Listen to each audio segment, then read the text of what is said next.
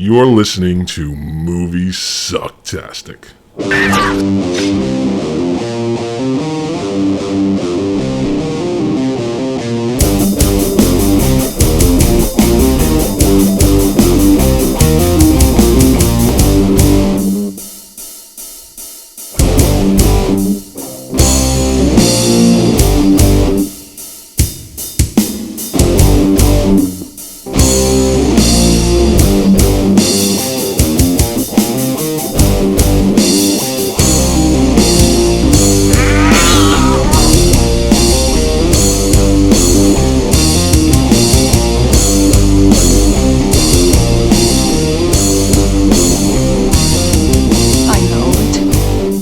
Sounds like some bad movie.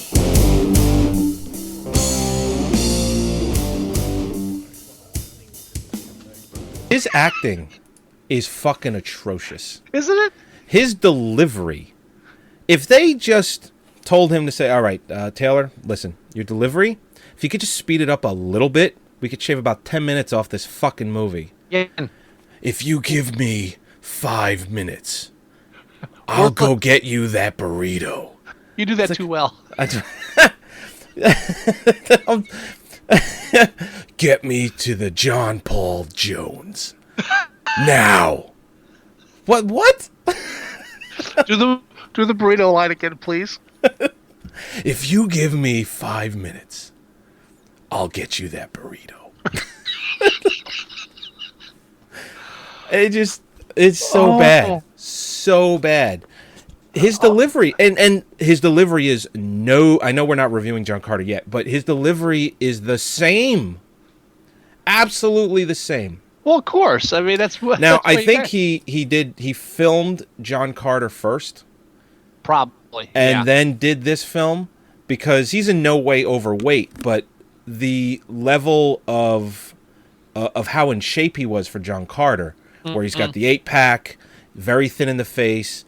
almost heroin addict, opium addict. Well, he wasn't would be the way I would describe how he looks in that movie. He probably didn't have to prepare to be naked for most of Battleship, so... Well, or half naked. Well, the way I look at it is, it's probably along the lines of when he did John Carter, because he's pretty much half naked the whole film. He's working out 2-3 hours a day, every day, 5-6 days a week. Yeah, that's what I just said. Well, no. All right. I'm saying, what you said, but I'm elaborating on it. Okay. Whereas he gets out of that film and goes into Battleship, and he has to do nothing anywhere near that. I didn't think it needed elaboration, but okay. It needed elaboration. Did it? Okay. I thought it was pretty straightforward. do the burrito line again. No. I'm not doing it. I'll be good. You have to do it one more time in the show, though. I can do other lines. And before we saw it, I looked it up, and that whole... We're going to die. We're all going to die. You're going to die. Just not today. Oh, thank you. This plot is so fucking predictable. So fucking predictable. Well, when you say predictable... As I'm watching this movie... bad, or... No. Everything. Like, as I'm watching the film, like, all right, cue the nerdy guy being a hero. There you go. Cue the guy with no legs doing something, crazy. Cue the Japanese guy and the burrito guy becoming best friends. It's just so predictable, right? All the way down to the ending. It just, you see everything coming 100%. You do. The setups are like, it's like such easy serves, yeah. The whole film is spoon-fed to you. Amazingly so. Well, it truly is. But again, the movie's called Battleship. Yeah. You know what you're getting. They ain't gonna sink this battleship. Wait, no way they're gonna sink this battleship. Yeah. All right, there, Gramps. Well, that's the although I will find that was one of the more enjoyable parts of the film when they bring all these old, salt of the earth guys. Enjoyable in what sense? Just because it was cute? Yeah. Old guys, they're so cute.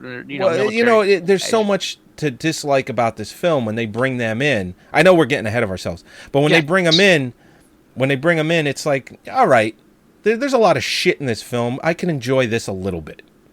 Now, I'm gonna say that as I'm watching the film, you can tell at a certain point that that Battleship wants so much to be Armageddon. It so much wants to be Armageddon. It's like, I want to be Armageddon. So instead of the soundtrack by I don't remember Armageddon soundtrack, the Armageddon soundtrack, that was what's his name? Oh, Aerosmith. It's like, okay, let's get some AC/DC in here. So they get the thunder when they start battling the battleship. It's like, you so desperately want to be Armageddon, but you just don't have the star power or the like the good screenplay. Or I was actually thinking more along the lines of what the hell was that other film called? The one with Aaron Eckhart. It was the Marines, alien invasion. It was also off the coast of off the coast. Was that Battlefield? I never saw that one. Yeah, no, I did. That's the one that was strictly military, right? Yeah. But, they did everything in there down to, it's like, let's find their weakness, But I almost seemed like, let's do Transformers, but without all the kid stuff. It was like all military. Don't get me wrong. I actually did enjoy the film. There's only a couple of things in that movie I didn't enjoy. Like, I'm a veterinarian. I can help you try and figure out how to kill these things. To this day, I'm like, wait, you're a vet? You want to figure out how to kill aliens? Of course, the alien's physiology that makes is going to be sense. similar to a dog. Of course. I can figure this out. Of course. Yeah. The name of that film was Battle Los Angeles. Battle Los Angeles. There you go. Battle Los Angeles. Never saw it. The trailer bored the hell out of me. It's like, oh, good special effects, military versus aliens. I'm bored. It looked okay. And it turned out to be an okay film. Now, just real quick, the movie we're playing in the background, because obviously Battleship is in the theaters. Obviously, I don't have a copy. I'm playing the film Shocker. And the reason why I'm playing the film... I love that movie. I still like this movie. Shaka! Shaka! What's the other song? That was great, like 80s... it's No More Mr. Nice Guy. No More Mr. Nice Guy, which was originally done by Alice Cooper. Remember the love ballad in it? You are the sword. No, I am the sword. You are the stone. Don't anyone out there, don't make... I still own the soundtrack. I do too. I still love it. I love the movie. It's a bad horror film, but it's the closest it ever came to doing like a Freddy Krueger type horror film that wasn't just a horrible, shoddy ripoff. Right. The bad guy, what's his name from the X-Files? Horace Pinker is his name in the film, but his real name is Mitch Pileggi. Yeah, awesome. Horace Pinker's like the best. Oh yeah, he went from this to X-Files, and everyone's like, "Who the hell is this guy?" And he's awesome in this. Nice blending of the dream world stuff, and they had a little I thought it was a great bad horror film. Oh yeah, absolutely. One of my favorite parts in the film is when he possesses the little girl in the playground. No, the best part's when they grab the remote control and they're going through the TV like in Stay Tuned. I'm talking about him when he does his possessions. Yeah. My favorite is him with the little girl. Now, and there was a horror film that was actually thinking, because the whole idea they had was, okay, so he's now like pure electricity. The brain runs on electricity, so why can't he possess people's brains? Right. I was like, wow, that's actually, like, that makes sense. It's a pretty smart idea. It's not just, oh, now he has a new power. It's like, no, this is a logical progression in his power. Well, very quickly, the reason why I'm showing it is because Peter Berg is in the film. He plays the son of Horace Pinker. Mm-hmm. He directed Battleship. And since I can't show Battleship because I don't have a copy, I'm showing this instead. I think it makes perfect sense. Yes, it does. Now, to talk about Peter Berg just a little bit. Yes. He's done a few films. He did the film Very Bad Things. Which I liked it, but I didn't like the ending. Yeah, I agree. Too moralistic of an ending. Yes, it was. All the bad shit that they did in the movie to go that way in the end. I don't need the moral message at the end. I'm watching a film about people doing bad things. Let's just go with that. I don't need that. Right. When you're doing a dark comedy, you don't need to wrap it up with a moral at the end. Yeah. Just go dark. Yeah. He also did Friday Night Lights, which Didn't he also do the rundown? He did the rundown. I remember seeing a part about that. I love the fact that did he write the screenplay for that too? I thought he had. I'm not sure about Because that. I think I saw an interview where he was saying like he got Christopher Walken in there, and he specifically wrote dialogue for Christopher Walken when he wrote the screenplay, like the whole Oompa Loompa thing. Oh, really? About Oompa Loompas. I can't even do Christopher Walken, but like when he Oompa knew Loompas. how Christopher Walken would sound like delivering the lines. It really, I thought it was a nice. I enjoyed it. It was a fun film, considering it had The Rock and Stifler. Yes, Sean William Scott. Thank you, Sean William Scott. Considering I had those two guys at the peak of their, Stifler's peak of I'm trying to be a tough guy, and Rock's, I'm an actor. Right. It wasn't bad. It was good action. Yeah, he did the rundown. He did Friday Night Lights, which then became a TV show, which this Taylor Kitsch was in, Right. which is why he's even in Battleship. Mm-hmm. There's that, just because of the fact there's that connection. Mm-hmm. Then he did. Well, it says he directed a couple of episodes of Friday Night Lights. Anyway, but he did Hancock, which was a huge hit for him. It was one of those, Hancock. I liked Hancock. I didn't really like it that much. Really? Why not? I thought it was a little too. What's the word I'm looking for? I thought Hancock was. See, it was okay. I didn't hate the film. I just didn't like a lot of what it presented. I liked it. I enjoyed it. I thought. I don't know. It's like Will Smith. He's the anti-hero. He's got all these special powers, but he hates everyone. Yeah. What's wrong with that? I like to see anti-hero every now and then. Yeah, and that's fine, but I don't know. Maybe I got to rewatch it then. Maybe just caught it. Well, the reason why he got $209 million to make Battleship was because Hancock was a gigantic success. Right. To the point of where I'm looking at they're doing a Hancock 2. Now, because they're doing a Hancock 2... Are they still doing a Hancock 2? It says, it says it's announced for 2013. Well, you know what? Hancock 2 is probably... That film is was a success, so the second one, just out of curiosity alone, will probably be a success as well.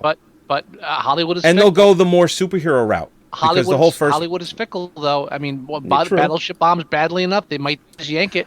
Battleship, what did it do in the foreign market? Yeah, it's made $300 million total so far. So he's going to bring up foreign markets. Well, because it plays a big part. Foreign markets suck. Just talk about a U.S. market where it's bombing. Wow, it only made $25 million in its opening weekend. That's right. $209 million bucks and made $25 million. It's really bad. Now, can I real quick? Yes, please. I want to scold two critics out there. Stephen Whitty? No, Stephen was not one of them. I want to scold Richard Roper of richardroper.com. I guess you can just put your name on a site and do critic stuff. Okay. No, that's not the one. I like that one. Where's the guy I wanted to complain about? Here we go. Robert Dennerstein from Movie Habit. His review was missteps sink this battleship.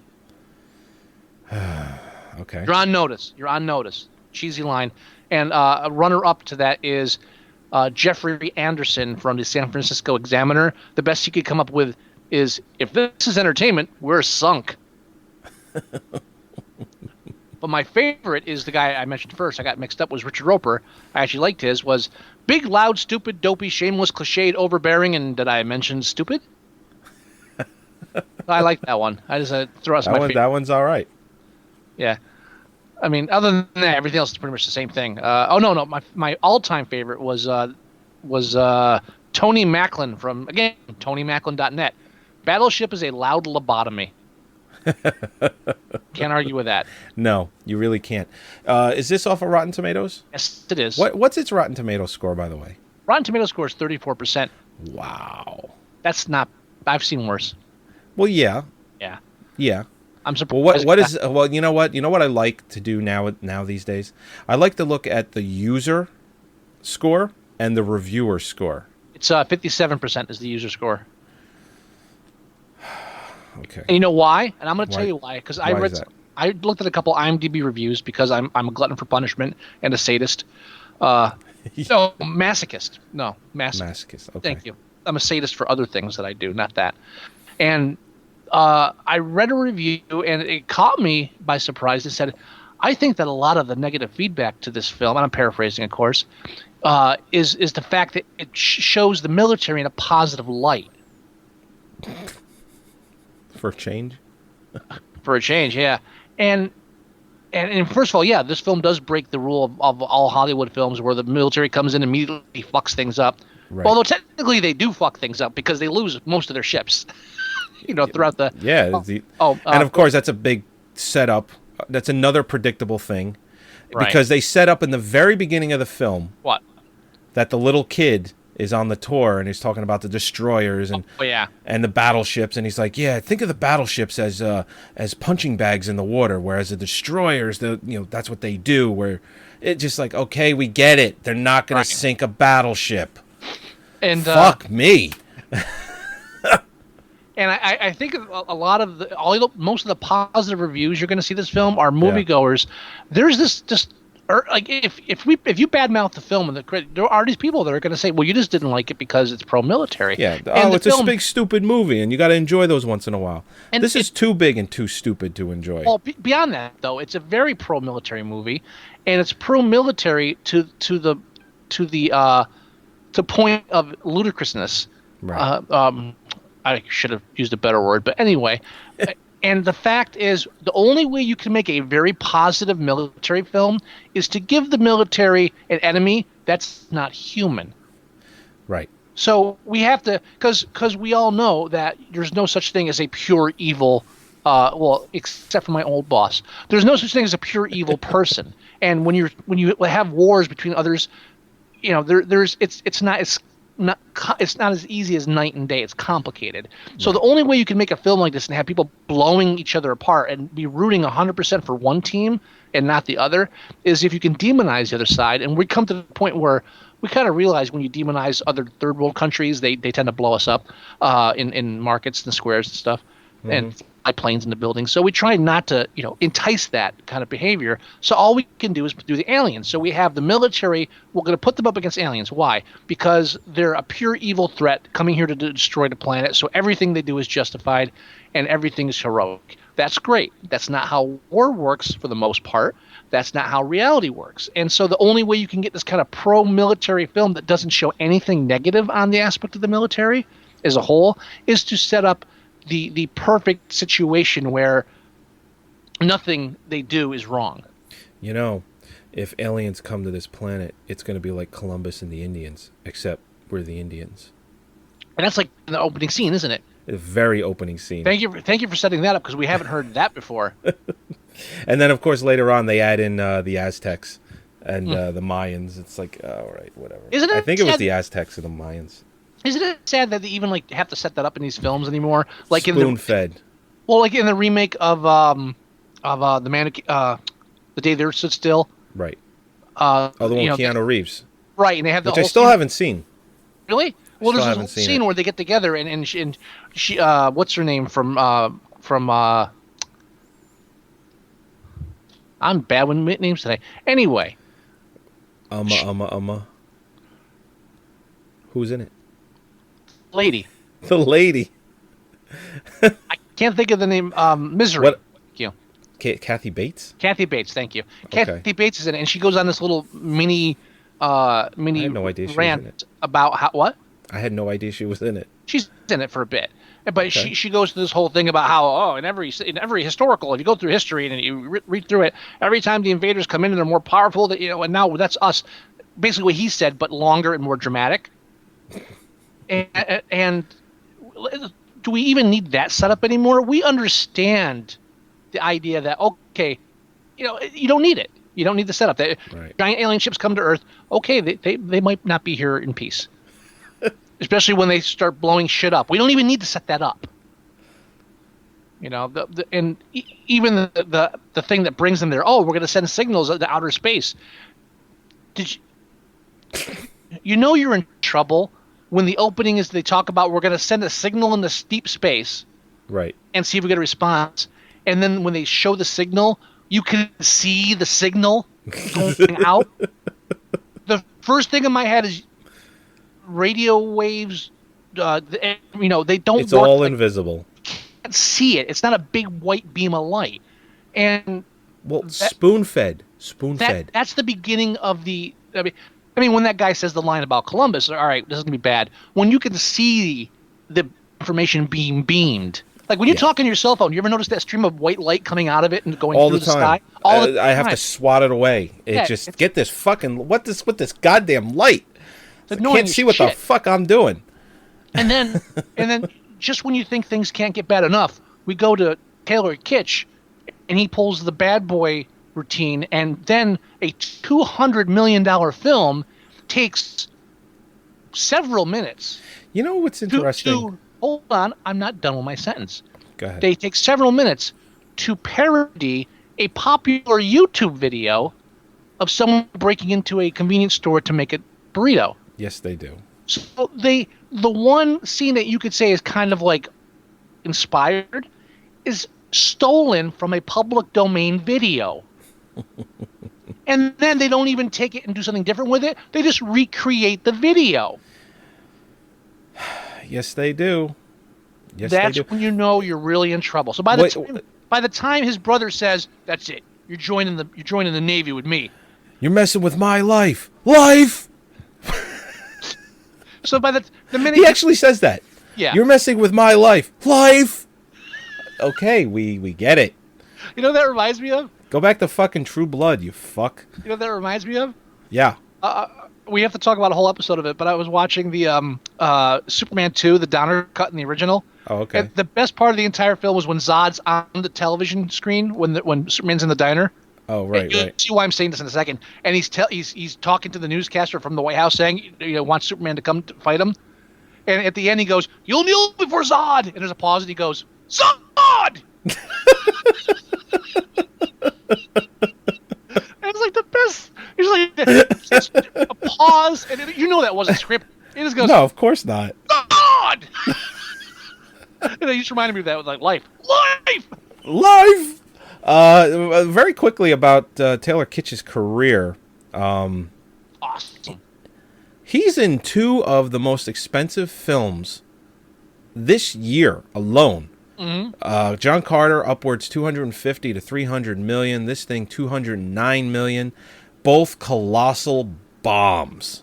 Now, domestically, John Carter and Mars, I believe both of them are in the green with the foreign market. But here domestically, colossal bombs.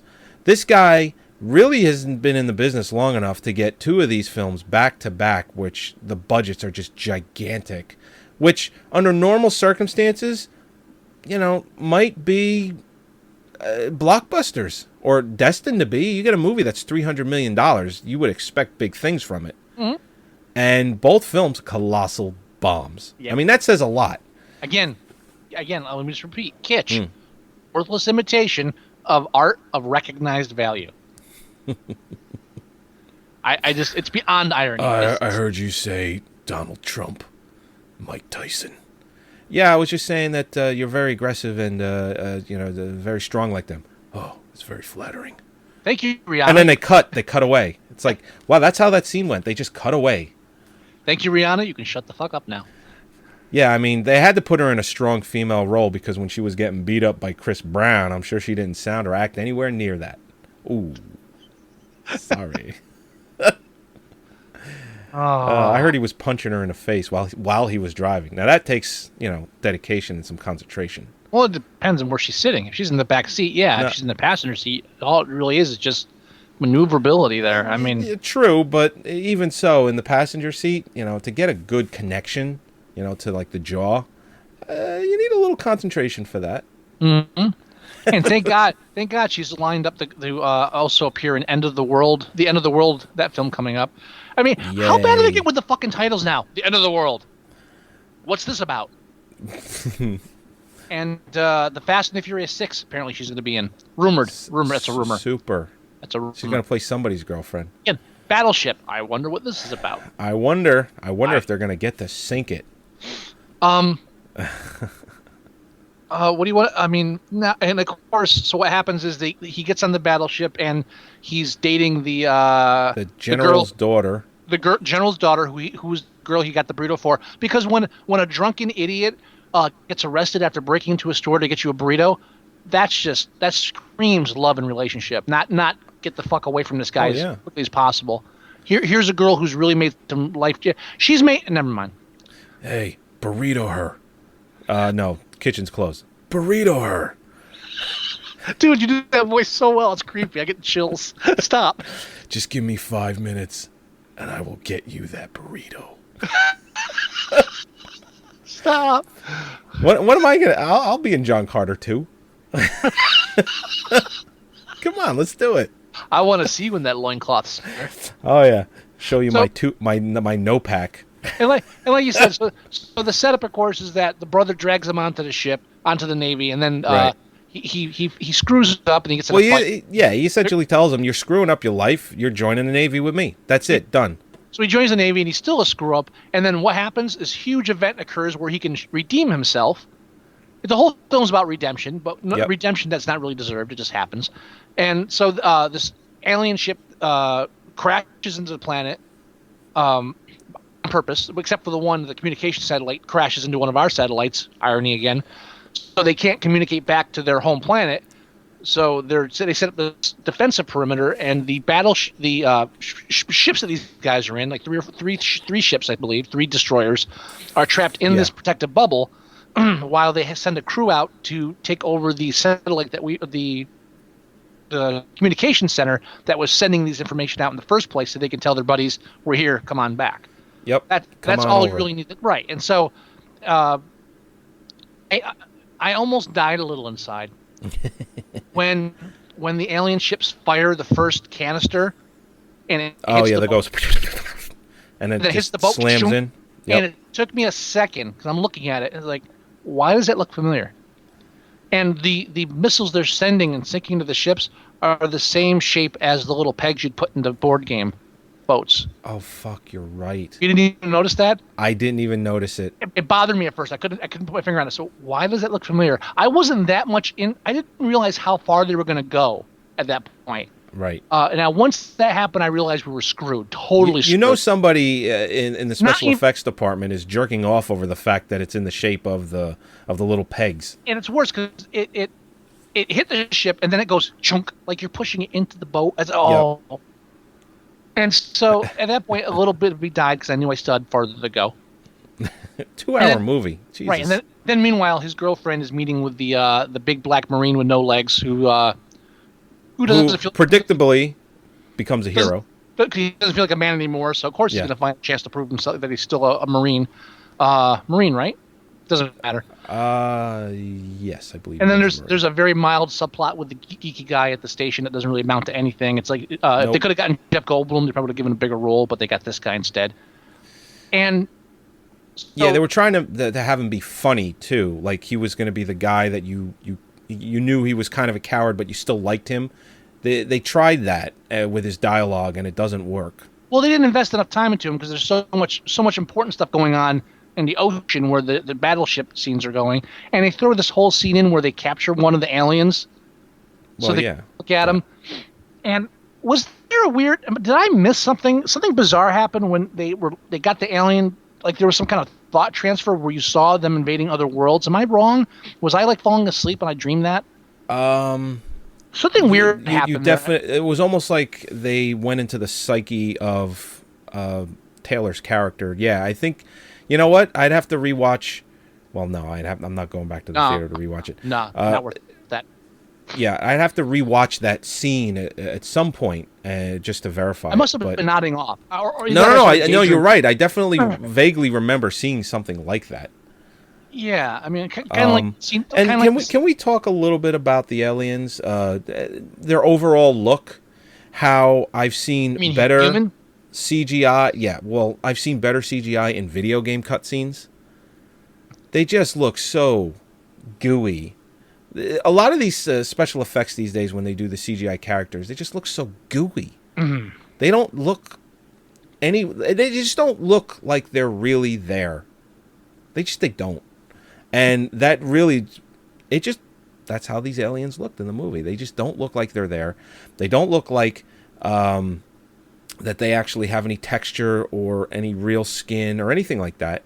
It just looks like video game cutscenes to me. And honestly, the aliens in this, there's nothing in this film as far as the aliens or the ships go that you haven't seen in any video game cutscene or any other sci-fi film. It's all the same thing. Right. I'm thinking World of Warcraft a lot when I'm looking at these aliens and these cutscenes, or they look like cutscenes to me. Like a cross between that and Halo, maybe a little Metal Gear or. Oh, definitely Halo. When they were in their suits. The first thing I'm thinking of. Well, the first thing I think of is Halo when they're in their suits. Right. Halo. I'm thinking Master Chief the whole time. The whole time. Mm-hmm. You know, that whole backstory of the lizard. It's like, I took my lizard to the beach and he hated it. He doesn't like the sun. I think they see like that. Because you have to have the one dumb Marine or Navy, whatever the hell they are. Seaman. Seaman.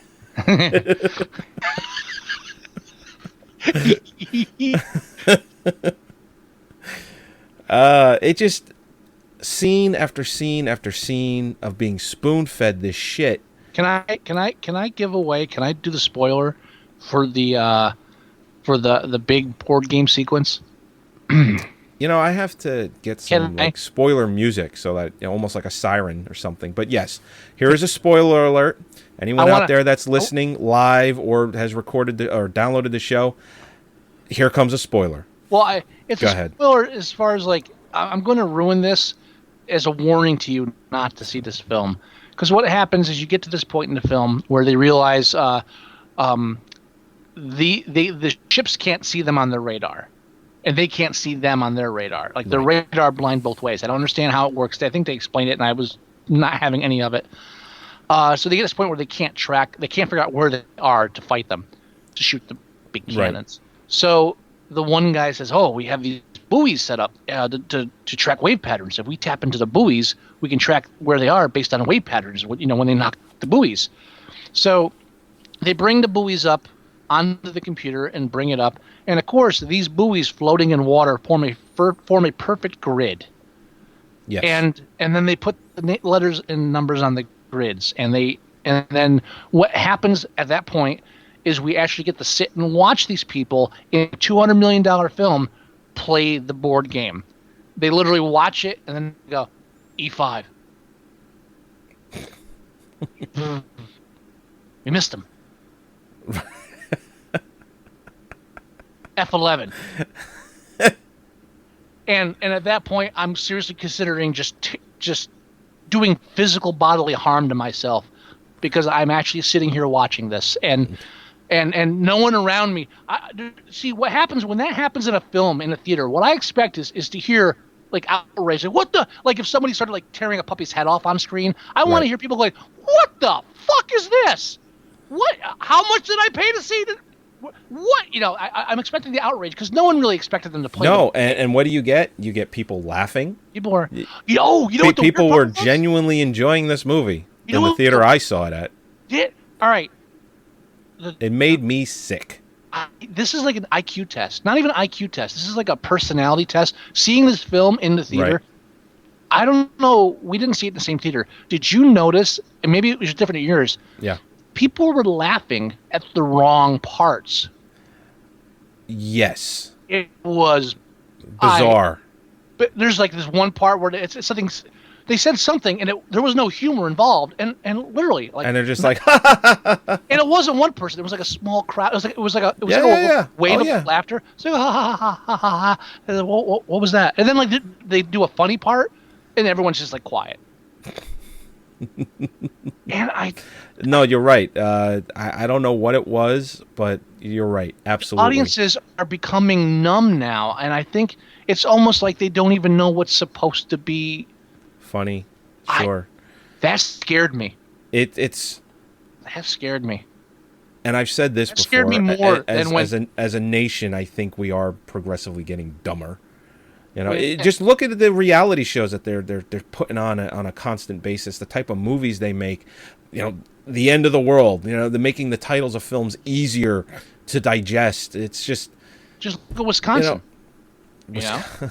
It's like the best exotic marigold hotel. I'm sure someone's brain exploded somewhere.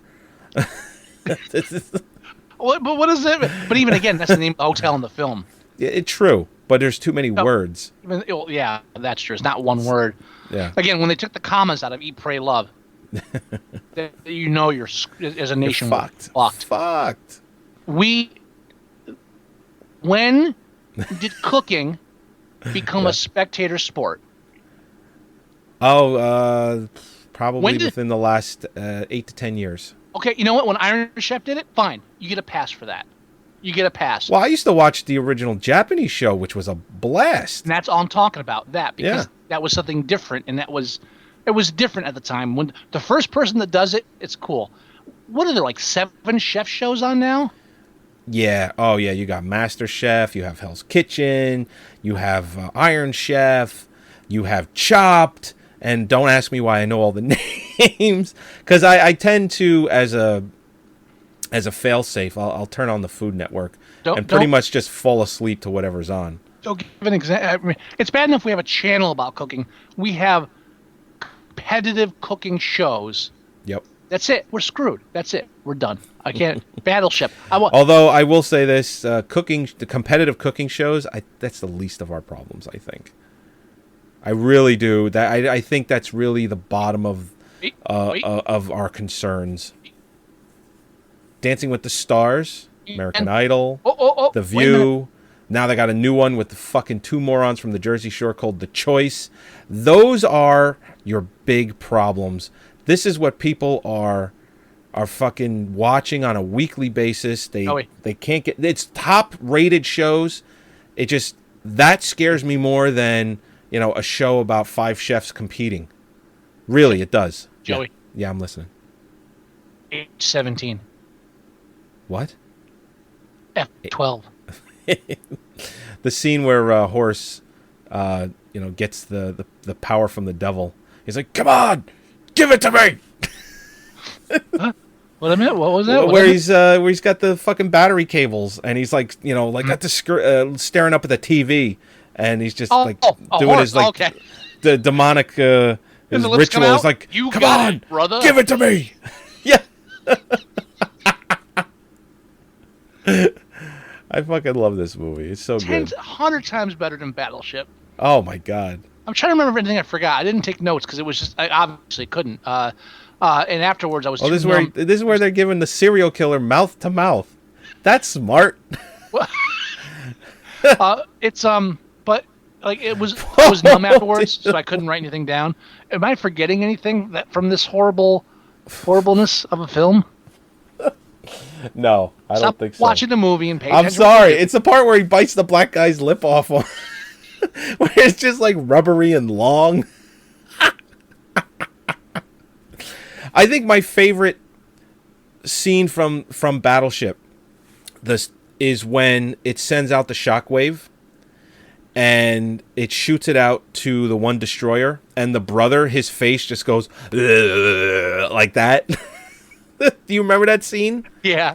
It's fucking hilarious. I want to do a still shot of that. I just want to do a still shot of it. Maybe I'll see if I can find it online. This movie so badly wants to be Armageddon that not only do they have the scene where everybody's sitting in the room talking about it, right? They even have to go to China for a scene. Yeah. Oh, yeah. You still have a guy with a leg problem. It's just, and you have the romance, and of course the guy doesn't want him to have the romance. Yeah. And the old bait and switch with Liam Neeson. Liam Neeson's in this film. No, he's not. No, he's not. I want every ship in the air. Okay, that's going to set up something, right? It does! And if you don't see it coming, maybe you should do something other than watch movies. Oh. Well, that's all we do. You see every single part of this film coming. There is not one surprise in this movie at all. If you're even just I have to disagree. because I can't even begin to describe how shocked I was when they actually started playing Battleship on the screen. I did not expect that. I'm not talking about that. That's not what I'm talking about. But that was a shock. That was not expected. I did not see that coming. Even with the pegs in there, I was like, they're not gonna. They can't. Why would they? They can't do. No, they did. Art of War.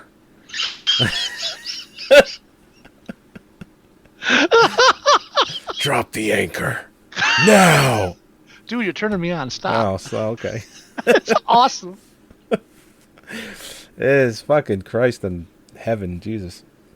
I can't think of anything else to say about this. I mean, no, it just we've exhausted. There's nothing really to say other than the fact that it will spoon feed you the whole way through. It's embarrassingly cliche. Embarrassingly cliche. Every scene is pretty much set up, and a lot of times it's set up and then almost immediately happens. Yeah.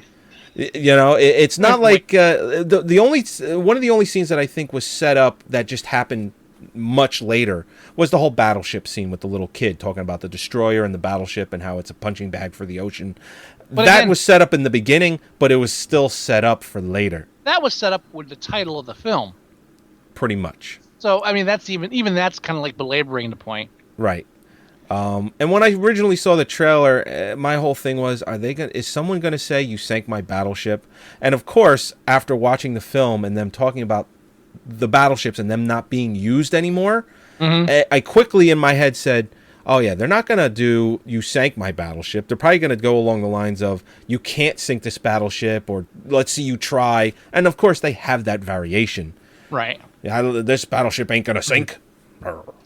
Which just shows they didn't have the balls to go that far. And when you're making something this bad, why wouldn't you have the balls to go that far? Well, yeah. You know what? It should have been Chris Elliott. Chris Elliott should have popped out. Should have popped up on the bow. You sank my battleship. Just something. Because how Harem Girl dances. Because that wouldn't be any less ludicrous than everything else in this film, right down to the.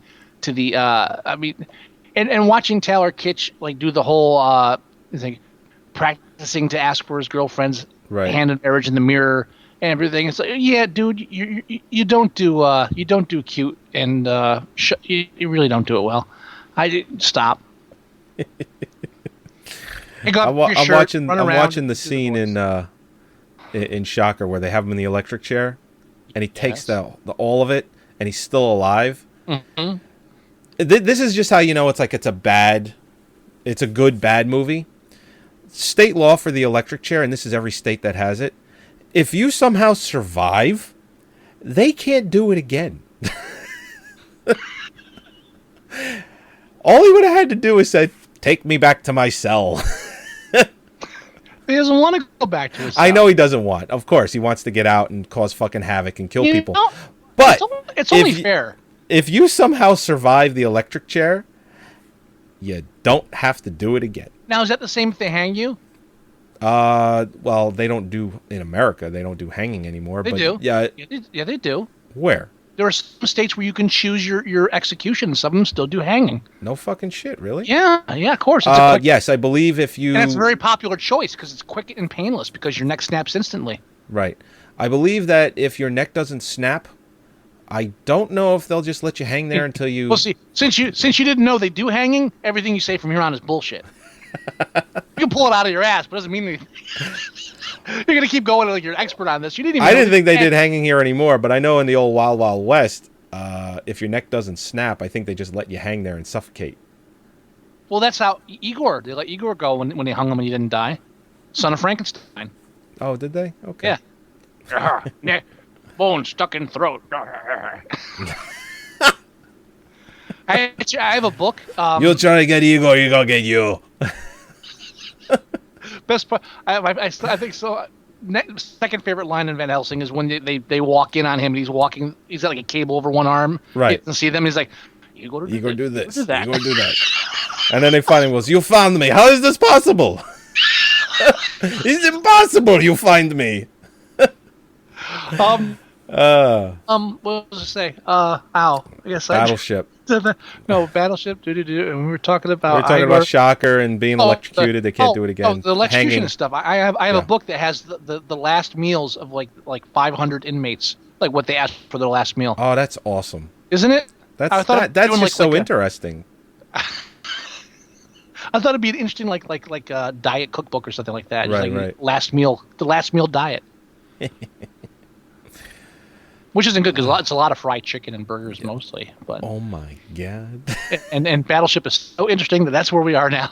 in this conversation. All right. I think we should. Excuse me. We should go ahead and probably end the show. And Rihanna We got doesn't nothing even else get, to say. partially nude, does she? Who?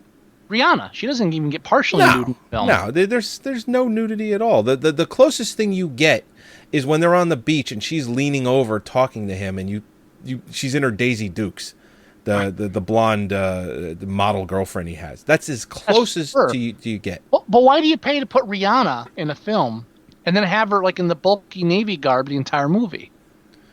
Oh, who the fuck knows? There are a lot of pretty faces. That's not why you hire Rihanna, Right? right? Yeah, probably. I'm sure they paid something for her. I'm sure she's not cheap. Well, I mean, you know what? This is probably what I- this is one of her first acting jobs. They probably got her cheap. it's her first acting job. It is her very first. It was her first feature film acting job. Yeah, it's her Fucking- first acting job. Yeah, it's her, Fucking it's her great. debut. She's only famous for getting beat up This by her ex-boyfriend. this The best film- thing that could have ever happened to her career was getting beat up by her ex-boyfriend. That's very sensitive, Joey. Hey, it's the fucking truth. If she gives me 5 minutes, I'll get her a burrito, and she'll be happy then. Okay, we have to end it on that and move on to John Carter. All right. We're gonna end the show. Oh, we're gonna end the show and do John Carter separately. I thought we were. Okay, no, I'm just asking. I'm just double checking. All right, We're already an hour and a half into this. This is a good episode. we're gonna end the show on Battleship. Next episode, we'll be talking about John Carter. John Carter's an older film anyway now, so is it still Older in by theaters? 2 months. By 2 months, is it still in the theater? What the fuck happened? What? Procaster has stopped working. Fucking hell. Yeah, it's a good thing we're ending the show. Procaster just shit on us. Really? And it's a good thing it automatically fucking saves it to the server. It just... this dude. Mother of fucking God. Gotta find a new program. I really like Procaster, though. Except when it crashes your computer and stops working. Well, no, my computer hasn't crashed in a while. I think I got that under control. But Procaster was to blame. Yeah, they had that older version when it came out with its update. It said one of the things that one of the bug fixes, crashing your computer. I'm like, motherfucker, motherfucker. It's a major bug to have. Yeah, it's a huge bug. Anyway, thank you for listening to Moviesucktastic episode 74. Thank you. Yeah, if you want to email us, you can at themovieguys@moviesucktastic.com. If you want to leave us voicemail, that's 908-514-4470. That number again. Gotta always do that. 908-514-4470. That's because I refuse to memorize it. If you want to leave us voicemail, you can at 908-514-4470. It's just creepy. It took about 20 seconds longer than it should have, like his whole fucking acting career. Anyway. I get to hear more of that voice doing the John Carter review. This would be awesome. Yeah, because it's the same fucking guy. He sounds the exact same way. The only reason why I knew it was him immediately was because of the way he was delivering his lines. You can also catch us at Moviesucktastic.com, where you can access our Facebook page, our Lunch.com review page, and all of our other pages. You can listen to us on iTunes, Zune, I think still, Twitch, Stitcher. Yep. And then a bunch of other places, Podcast Pickle, Podcast Pup, blah, blah, blah, Mevio, and of course, livestream.com when Procaster's not crashing. Yeah, any of the videos that are there, you can watch them. They work because they're just running off of a server. You know, catch our videos on YouTube, which we haven't done a lot of lately, but we're going to be doing more. We're getting back into that. Yeah. Yeah, we're slowly getting back into there. We've been busy. Fuck off. Fucking busy, man. I want to get more commercials. You know, Yeah. I want to talk to other shows and get commercials for them. I mean, just network a little. And Moviesucktastic.com, of course, is the hub to get all of your Moviesucktastic needs. That's right. And we're going to be doing a bad movie day soon. I know I haven't talked to you about it in a while, but I want to do an online one. where both you and I are commenting on the film, and we're just bringing everybody in. I think it's an awesome idea. I think we can just do that right on live stream, and then just have the chat room and our audio as well. Yep. And then, of course, we'll do the big one. We're going to have to do it in September this year, not October. Well, we can even do that through Skype, can't we? We can have more people in. Well, yeah, but I'm talking about, like, having the one outside. I'm talking about the one online. Oh, yeah, absolutely. But I'm talking about the one outside. We're going to have it in September, because Mayor's due in October when we usually have our Bad Movie Day. Oh, we can celebrate my birthday on the podcast. Yeah, let's do that. That's Oh, my God. And we're going to have a new high-definition projector to do it on, too. Awesome. That's going to be cool. Very cool. Oh, so this is Scott and Joey from Moviesucktastic. That's right. You got any wisdom? Yes. H12. H12. If you want a burrito, I'll get it for you. This is Joey's wisdom for this episode. That's right. What's Joey's wisdom for this episode? It's got to be the die one, right? You're Joey's gonna die. Joey's I'm gonna die. We're all gonna die. Just not today. Well, I was talking over you. I was like, you okay. gotta get a one shot, sir. Ready? Yeah. And don't forget, folks. You're gonna die. I'm gonna die. We're all gonna die. Just not today. You rushed through that one, but that's okay. That's all right. Fuck it. We'll talk to you next week.